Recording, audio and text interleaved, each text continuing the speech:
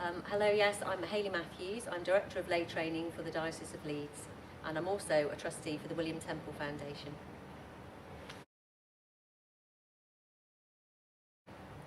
I think there are quite a few signs of hope in society today, particularly when I see young people mobilising themselves politically and actually engaging with the political debates. And I think the way that people are actually beginning to come together in all sorts of disparate communities are joining together and coalescing around really important issues of the day, and I find that really hopeful.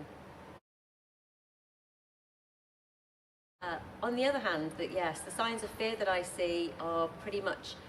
almost the opposite, that I see young people who have almost forgotten. I think it's interesting that it's the generation whose grandparents were not part of any of the world wars, and you know, we're kind of losing that memory of the Second World War, and fascism is on the rise again. And I find it really interesting that as soon as the memory of war dissipates, that, you know, the right wing reasserts itself, and that I find a concern. I think the role of religion and belief in society is vitally important. I think there are two aspects to it. First of all,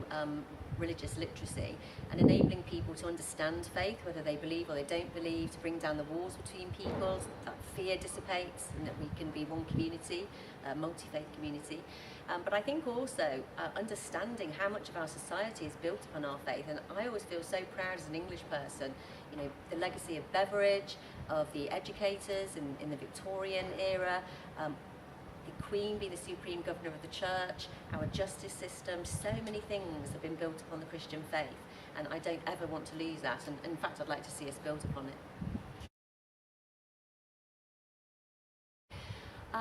The things I find most inspiring about William Temple, his ability to speak truth to power, to not be afraid of getting really involved in the politics of his day, but also challenging the anti-Semitism that he challenged, the way that he challenged the way that workers' rights were not being upheld, the way that he wasn't afraid to speak out for those who didn't have voices, and for me that really resonates. I'd love to see the William Temple Foundation continuing to build on that legacy, to be able to speak into policy, to be able to speak into political debate, but also I love the fact that, you know, as a foundation we're drawing practitioners together so that we're not just a think tank, we're actually enabling people who are facilitating communities to be self-led, self-supporting, to challenge structures of power. You know, enabling that is a really big thing, and I'd love to see that continue.